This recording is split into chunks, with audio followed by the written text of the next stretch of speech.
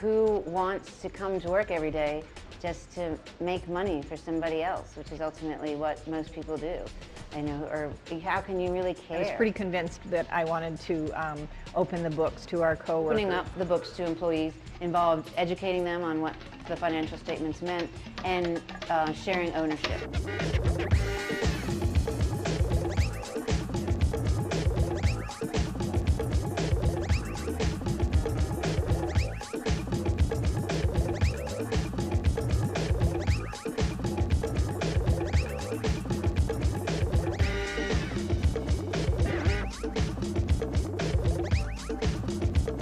We have tried to make our relationship with our coworkers in terms of the business of running the business very transparent, and I think that's another kind of foundational piece of who we are.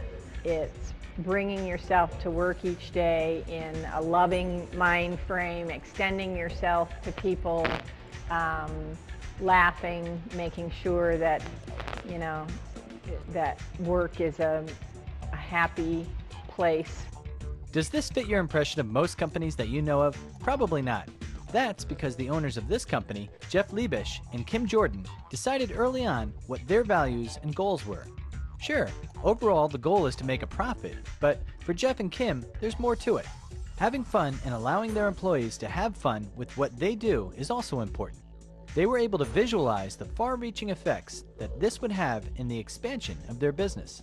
By giving the employees a say in the overall company direction, the employees developed a vested interest in seeing the company progress further. I started in homebrewing back in 1980. I had just moved to Golden from St. Louis and sharing a house with a guy who came home one day and said, "Hey, I heard you can make beer at home." And I looked at him and said, "I think you're crazy." But the next day we went out and bought some ingredients and made beer. And it was a semi-disaster and exploded and did all kinds of terrible things. This hobby was put on the back burner shortly after that, but then Jeff, while on a family vacation in Belgium, discovered many new and exciting things about brewing beer the Belgian way. Jeff returned to Colorado and picked up his hobby once again. By utilizing ingredients that are not common in most beer breweries, like the Belgians, Jeff was able to create a variety of beers unlike most in the US. These creations were quickly becoming popular with family, friends, and locals. Eventually, his efforts erupted into a full-fledged brewery, the New Belgium Brewery, now located in Fort Collins, Colorado. Banks would not give us business loans, and we weren't particularly interested in taking on business partners. So I came up with a design to put the brewing operation in the basement of our house. Because of the low capital investments, that we were able to concentrate on making quality, somewhat esoteric beers and not needing to look for a high volume wide market in order to make the business somewhat profitable. When we first started the brewery in the basement of our house, for starters, we didn't have any sense that what we were doing then would turn out to be this now. Jeff and I quickly realized as we became more and more successful that if we were going to have a life and be able to go on vacation together, that we needed to have someone help us run the business. So I contacted them and said, you know, I just want to learn the business. I'm willing to work for free. Will you put me to work? And Jeff said, yeah. As a matter of fact, we could use some help bottling. I'd carry empty cases down the basement and then carry full ones back up on the return trip. When I started, 60 cases was a bottling shift. Jump forward to the present, and from these small beginnings, a vast company has developed. We just rolled with it, and we listened to our customers. We responded to what they wanted, and they wanted more beer, and that was intoxicating, so to speak, feeling to have people saying, "We really want your beer. Can you make more beer and send it to us?" As New Belgium began to produce more beer, they needed to bring additional employees on board. In doing this, an organizational culture for the company began to form. Organizational culture is a firm's shared values, beliefs, traditions, philosophies, rules, and role models for behavior. This structure of organization directly affects the business's costs and efficiency. While on a hike in Colorado, they discussed the principles that were important for them in business And from this, they developed the New Belgium's core values and beliefs. When I first started working here, in the first couple of years, it was a classic environment where you had to try and remember to put the financials away before you went home for the night and not leave financial information on the copier and things like that.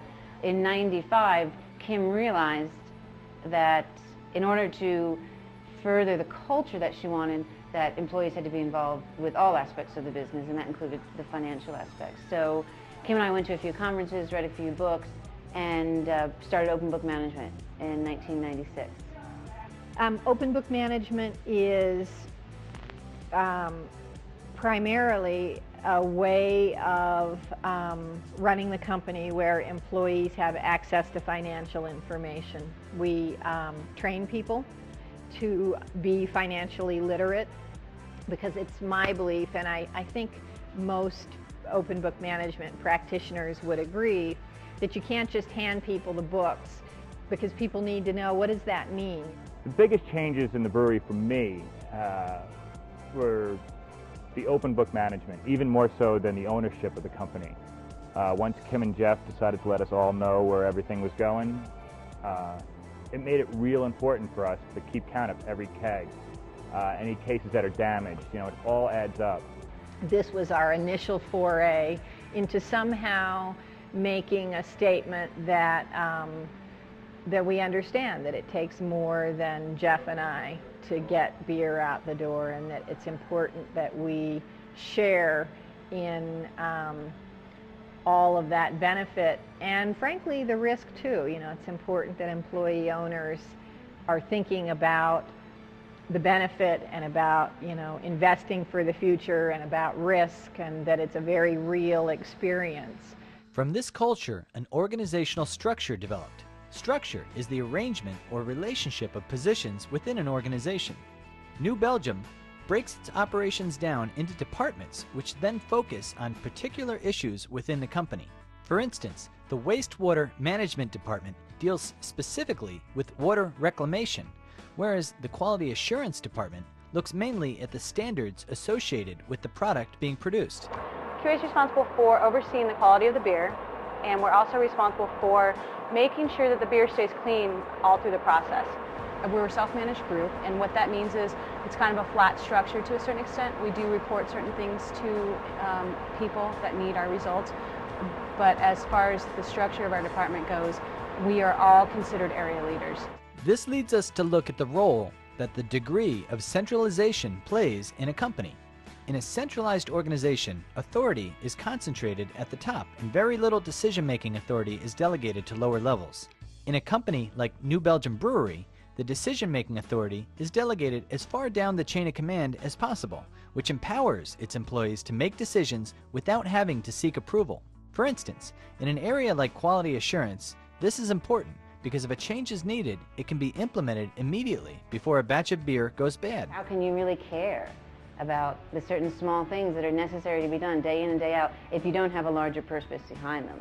And the larger purpose for us, I think, for me anyway, is to be a business role model, to be breaking new ground on what it can mean to operate exceptionally in the free market economy, while at the same time holding tight to very high ethical standards about who you want to be on the planet.